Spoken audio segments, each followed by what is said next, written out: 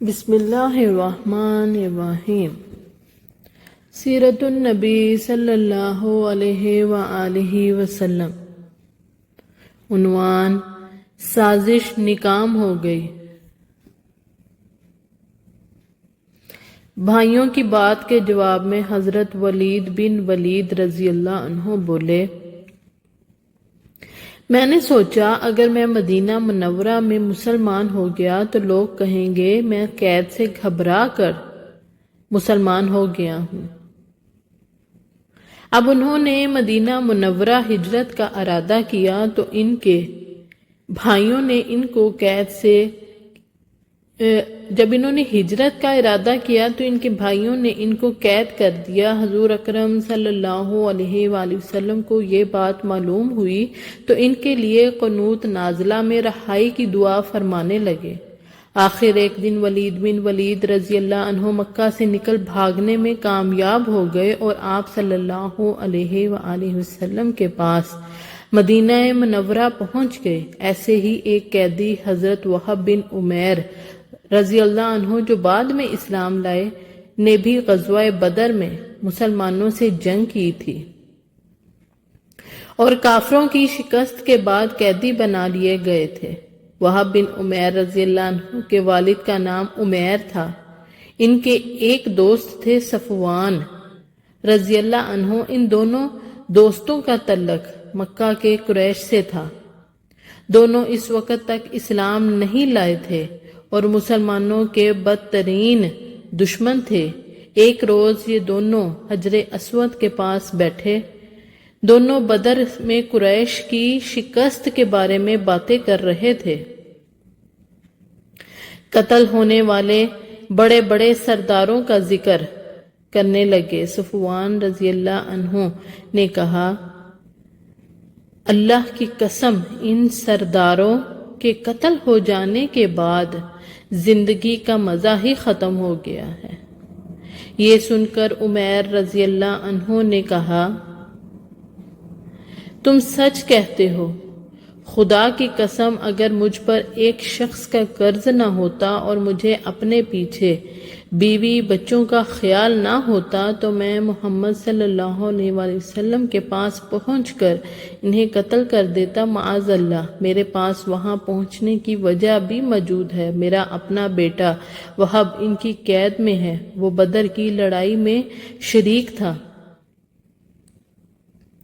یہ سننا تھا کہ صفوان رضی اللہ عنہ نے وعدہ کرتے ہوئے کہا، تمہارا قرض میرے ذمہ ہے، وہ میں ادا کروں گا، اور تمہارے بیوی بچوں کی ذمہ داری بھی میرے ذمہ ہے۔ جب تک وہ زندہ رہیں گے میں ان کی کفالت کروں گا۔ عمیر رضی اللہ عنہ نے یہ سن کر حضور صلی اللہ علیہ وآلہ وسلم کا قتل کا پختہ عزم کر لیا اور کہا، بس تو پھر ٹھیک ہے، یہ معاملہ میرے اور تمہارے درمیان راز رہے گا، نہ تم کسی سے اس ساری بات کا ذکر کرو گے نہ میں۔ صفوان رضی اللہ عنہ نے وعدہ کیا کہ عمیر رضی اللہ عنہ نے گھر جا کر اپنی تلوار نکالی، اس کی دھار کو تیز کیا، پھر اس کو زہر میں بجھایا، پھر مکہ سے مدینہ کا رخ کیا۔ مسجد نبوی میں پہنچ کر عمیر رضی اللہ عنہ نے دیکھا حضرت عمر رضی اللہ عنہ کچھ دوسرے صحابہ مسلمانوں کے ساتھ بیٹھے غزوہ بدر کی باتیں کر رہے تھے۔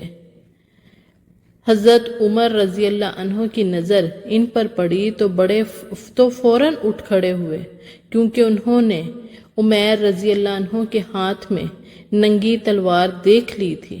انہوں نے کہا، یہ خدا کا دشمن ضرور کسی برے ارادے سے آیا ہے۔ پھر وہ فوراً وہاں سے نبی اکرم صلی اللہ علیہ وآلہ وسلم کے حجرہ مبارک میں گئے اور عرض کیا، اللہ کے رسول، خدا کا دشمن عمیر ننگی تلوار لیے آیا ہے۔ حضور اکرم صلی اللہ علیہ وآلہ وسلم نے ارشاد فرمایا، عمر اسے میرے پاس اندر لے آؤ۔ حضرت عمر رضی اللہ عنہ فوراً باہر نکلے تلوار کا پٹکا پکڑ کر انہیں اندر کھینچ لائے۔ اس وقت وہاں کچھ انصاری موجود تھے۔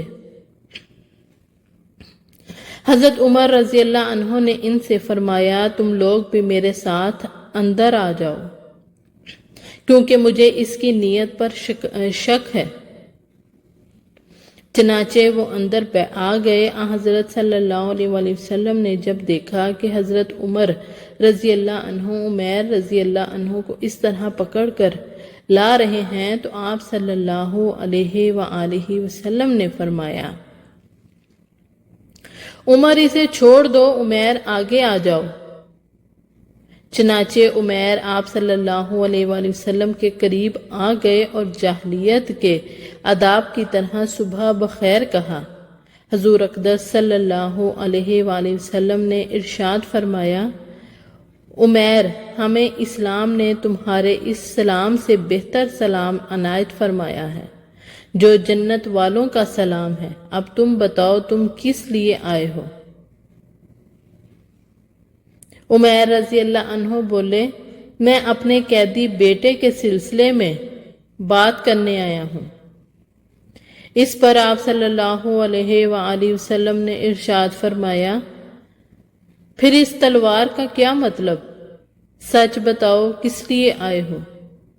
عمیر رضی اللہ عنہ بولے میں واقعی اپنے بیٹے کی رہائی کے سلسلہ میں آیا ہوں۔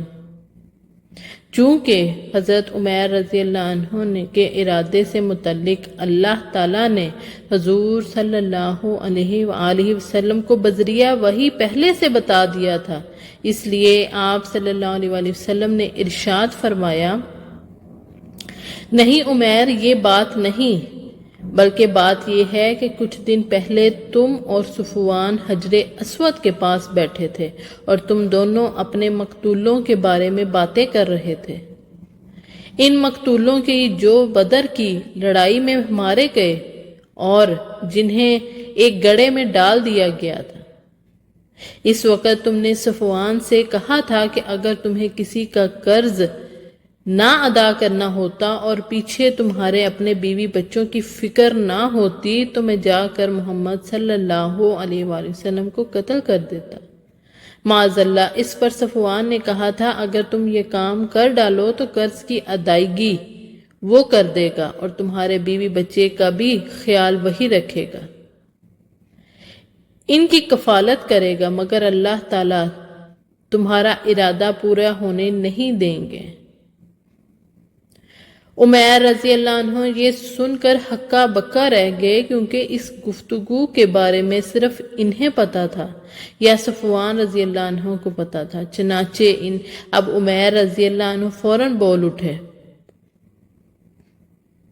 میں گواہی دیتا ہوں کہ آپ اللہ کے رسول ہیں، اور اے اللہ کے رسول، آپ پر جو آسمان سے خبریں آیا کرتی ہیں اور جو وحی نازل ہوتی ہے ہم اس کو جھٹلایا کرتے تھے۔ جہاں تک اس معاملے کا تعلق ہے تو اس وقت حجر اسود کے پاس میرے اور صفوان کے سوا کوئی تیسرا شخص موجود نہیں تھا، اور نہ ہی ہماری گفتگو کی کسی کو خبر ہے، کیونکہ ہم نے رازداری کا عہد کیا تھا۔